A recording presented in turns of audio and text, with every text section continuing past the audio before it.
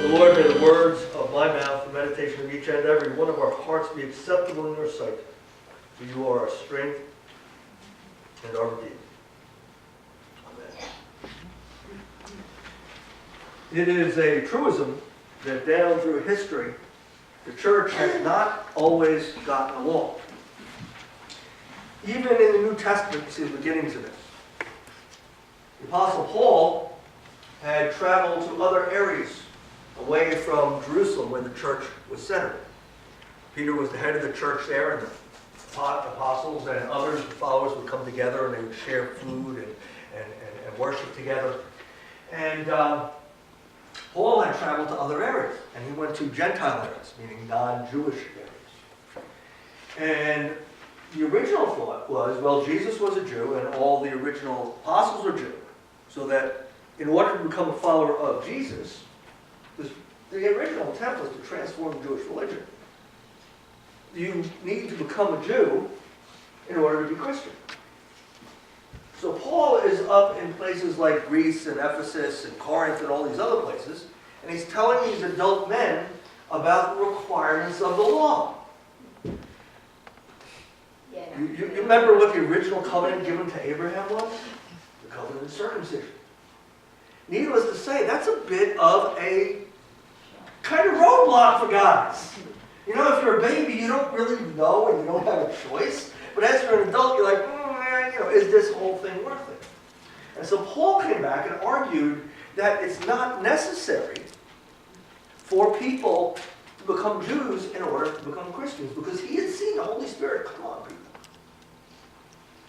The Holy Spirit came, and that's how people became Christians. They're baptized in the Holy Spirit came. And there was a big argument about this in the first century church. There were people who said, no, you have to become a Jew. Well, no, Jesus is doing something different here. You don't need to become a Jew. And this was a big, big contention in the church. What ended up happening was Peter was up on his rooftop in a house in Joppa, and he had a vision. He had a vision of a sheep being let down from heaven. Remember that story? And at the end of the story, God says to Peter, or says 3 times actually, don't call unclean what God has made clean. And right at that point, as he woke up from his vision, someone knocked on the door, and the Spirit said, go with him. And he went to a Gentile's house, and entered a Gentile's house, something a good Jew would never, ever, ever do. And he preached to him, and he saw the Holy Spirit fall on him. And he said, well, the Holy Spirit came on them. Who am I to withhold baptism? And he baptized Cornelius, the Roman centurion, and his whole household. And it opened Peter's eyes to the fact that, no, you didn't have to become a Jew first. That God was doing something new here. And so that argument kind of went away. But as we got farther and farther away from Jesus' death and resurrection, things changed a little bit. There was an argument in the church, the early church, which was the Roman Catholic Church. It was the first church. And it was an argument over which bishop is primary. You got a bishop in each city, but which one is the guy in charge? You got to have somebody in charge because, you organize things, and somebody say, okay, this is how we're going to do this or that or the other thing. And there became an argument over which bishop was primary. Some said the Bishop of Rome was primary, and others said the Bishop of Constantinople was primary. And you had to split between East and West, the Orthodox Church and the Roman Catholic Church. Go down the road a few hundred years, and you've got a Roman Catholic monk in Germany who is seeing some of the things that are going on in the church, and he's reading the Bible, and he's praying, and he's doing all these things, and he's having trouble coming to see where a lot of these things come from. One of the things that he had major issues with was that in order to be saved, you have to do good works and have faith. If you have faith, you're not saved by that alone. You have to do both. And so he never felt that he deserved to be saved. So he did things like flogging himself. He did things like walking up 200 stairs in a stone tower on his knees, all to try to make himself feel more penitent. And then there was something that happened that was kind of like a straw, and that was the Roman Catholic Church was built in St. Peter's Basilica in Rome. Massive, massive, massive church. They needed to raise money. Well, at the time, the practice was selling indulgences. And what an indulgence was, if I pay money, I could have a sin forgiven. Okay? Kind of a hinky practice, but if you think about it, I'm really sorry for what I did and I want to make amends, and here's a way I'll make amends by giving money to the church so it can do its work. I'm not real cool with it, but I can see where it came from. But St. Peter's, they needed a lot of money, so they came up with a new idea. It was called blanket indulgences.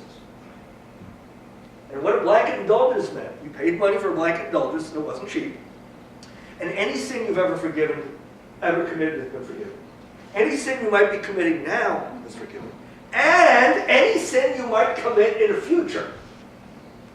So put that all together in the same pot with this guy, and it drove him to action. His action was, first of all, he understood it was by faith alone, not by works. So he wrote up a list of 98 things and nailed it to the local bulletin board. He wanted to debate something, put it up on the local bulletin board. In that town of Wittenberg in Germany, the church door was the local bulletin board. And the 95 theses were nailed to that by Martin Luther. Intent to debate these things. The Catholic Church looked at it and said, he's a heretic, we're going to kill him. And he found himself hiding in people's attics and basements and stuff like that because the Roman Catholic Church was sending out soldiers trying to arrest him and have him killed. Irish and Protestants in Northern Ireland, right? Catholics and Protestants, I should say. We've had religious wars forever. We always look on the other as being worse or different than us. One of the things I like about the United Methodist Church, part of our doctrine, this comes from Wesley, who had that same struggle Luther had. He said, in essentials, unity, in all else, charity. Best yet, guess what he meant by essentials is what's in the Apostles' Creed. So, how we baptize, is it done in the congregation, is it done privately, who can come to the communion table, things like that. Wesley said, don't worry about it. It's not worth arguing about, it's not worth getting into attention. Let's concentrate on the stuff that we have in common, and then let's get together and go feed some hungry people, close some naked people, visit some old people, etc., etc. But that's not all that common. And I remember when I first became a pastor, I was a part-time pastor, so I had a secular job. I couldn't go to the Clergy Association meetings during the week when they had it. But I did hear that there was going to be a Thanksgiving Eve service, and it was going to be at the Episcopal Church in the next town. So I got out my map because I hadn't been there very long, and I found out where that church was, and I went there, and I'm in there for a little while. I said, well, I got there kind of early, and I said, let me go take a look at the sanctuary. Kind of professional curiosity. I always look at sanctuaries when I go to churches, and I come back in, and I almost fell over. There were two Catholic priests standing there. When I grew up in an American Baptist church, and we shared a property line with the Catholic Church. It was literally this much grass between our parking lots. And we never talked to them. Ever. Never cooperated with anything. The Methodist Church around the corner, maybe, but not the Catholics.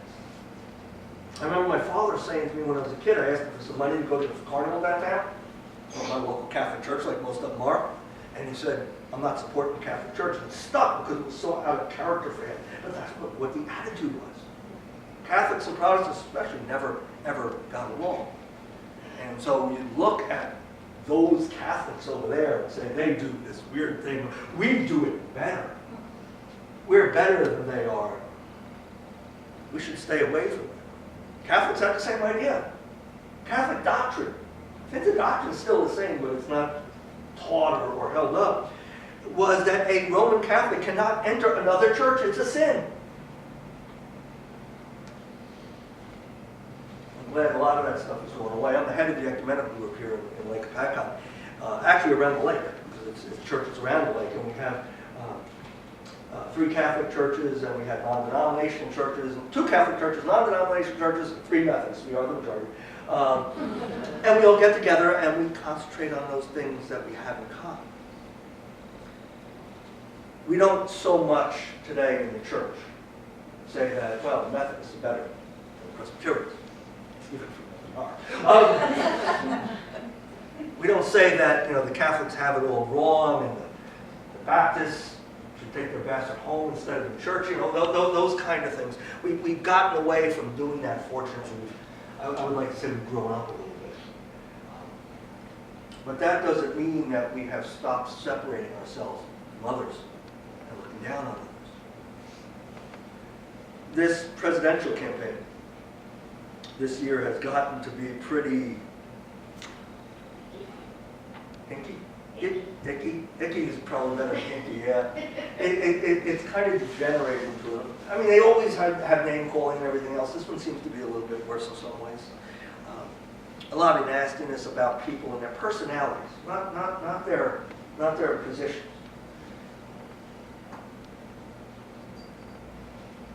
I remember a while back taking some people to Patterson for mission. And they were very, very worried about going to Patterson. Patterson can be a dangerous place. I mean, there's lots of drugs and there's gangs and there's all those lousy things that you have in the city. They were very worried about interacting with the poor people because, you know, poor people are a bunch of thieves and they're going to mug you and they're going to do this and they're going to do that and they're going to do the other thing. So they had kind of drawn this line in the sand where I got to stay away from them because they're not like me. Funny thing is, when they went down there and they hung out with people, on the way home, one of them said to me, "Those are really cool people there." We got a chance to understand that people are people. I remember we had up in Stony Point, there was a homeless sheltering program called Helping Hands. It was basically for men who were homeless, and it traveled around from church to church, very similar to what we have here as Family Promise, except this was mostly men. They would come to a church, they would bring sleeping bags and mats, bring them in, have a dinner, sleep, get up in the morning, clean up the place, put the mats and stuff back in the van, and take off and then come back for 3 nights. And I remember Paul, he was younger, he was, I want to say about 10 or 12, and wanted to come with him, because I stayed overnight. He wasn't going to stay overnight, but he could stay through the night. And he was there, and a bunch of the guys were playing dominoes and cards. And Paul was talking to him, and they taught him how to play cards. And I remember him talking about what cool guys they were when I went home. That next night, I called a couple of the guys who were at the table with him, and I told them I wanted to thank them for something. And they were like, "What, sleeping building, you want to thank us?" Yeah, because you taught my son something that I could never teach him.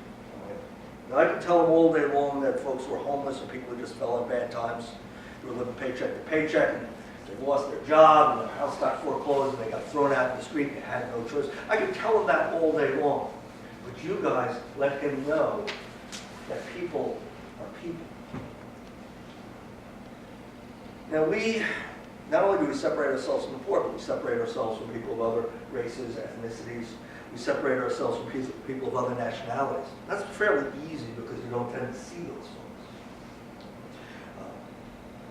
We like to think that the way that we worship God, the ideas that we have about God, and how God interacts are the right ones.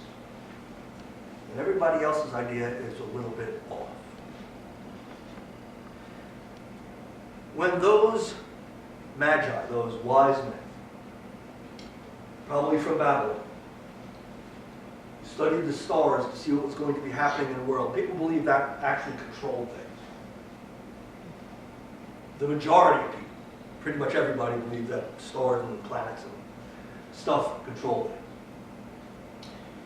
When they saw that star rise, the way it rose told them that a king had been born. And so they got a caravan together and they traveled to the palace, because that's where the king would be. And they got redirected down to Bethlehem, and they came and they worshipped, and they brought gifts that were indicative of who that child was. The gifts are symbolic and significant, but I don't think that's the main part of this story. The main point of this story. These guys were not Jews. They would not have worshipped the God of the Jews. They were from Babylon, which is likely. Babylon had all its own gods. If you remember the exile, there was a big statue of the king built, and everybody had to bow down and worship it, and Daniel wouldn't. That's why he was thrown into the lion's den. God let these guys from this other less than our religion, of the wrong people living in that place that we left years ago, probably where Ur was, where Abraham left. God has let those people in on what God is doing here. And that says that as much as the Jews expected the Messiah was for the Jews and for the Jews alone, the coming of the Messiah was not just for the Jews. It was for the entire world. Jesus said himself, first to the Jew and then to the Gentile. You can see things in his ministry where kind of a light bulb went off. That his mission wasn't just to the Jews, because he kind of thought it was. There was that woman that came to him and said, my daughter is sick and I know that you can heal her. And she was a Samaritan, the enemy of the Jews. And Jesus said, it is wrong to give the children's food to the dogs. I mean, if you don't think that's a put down, but she said, yes, Lord, but even the dogs eat the crumbs that fall from the master's table. And Jesus said, I've never seen such faith in all Jerusalem. Your daughter is well. And I could see a light bulb going off in Jesus' head and saying, yeah, I thought my mission was just to the Jews, but it's bigger than that. God, the Father, has more in mind. When Jesus ascended to heaven, 40 days later, the Holy Spirit came at Pentecost and the church began. The church was headquartered in Jerusalem. As I said earlier, there were arguments within the church about certain things. But the church was the one that said, okay, this is how we promote the message of God's love in Jesus Christ. This is how we pass it on. This is how we live so that others can look at us and say, wow, I want what they have. And now that torch has been passed to us. We are the ones who are charged with carrying the ball. It says God's love is to everybody. God's love is to the Roman Catholic as much as the Methodist. God's love is to the Jew as much as the Christian. God's love is to the Mexican, and the South American, and the Canadian, and the Syrian, and the Russian. God's love is to those in ISIS. And anybody else that you can think of. I know that last one is not a comfortable one to hear. It puts an obligation on us that is, if not impossible to follow, pretty darn close. A lot of junk going on. A lot of garbage happening in our world. We can't control a lot of the garbage.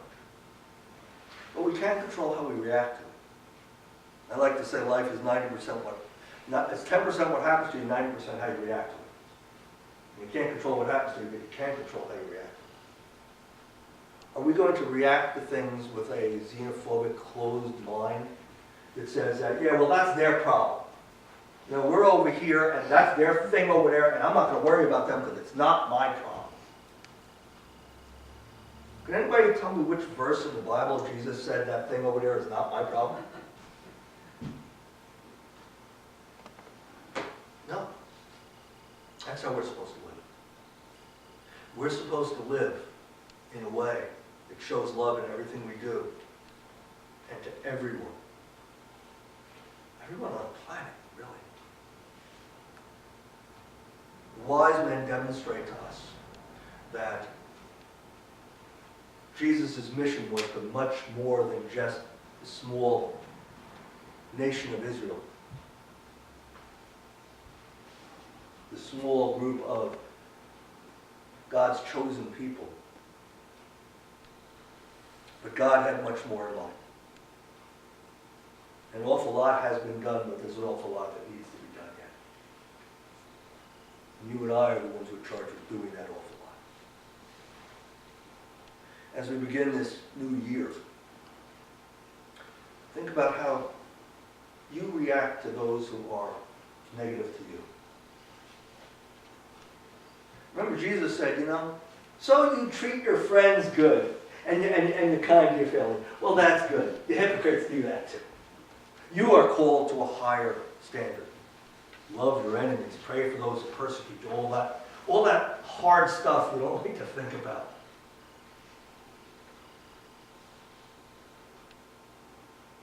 To be Christian means to deal with that hard stuff. To be different from the world. Well, gee, my neighbor does this and that and the other thing.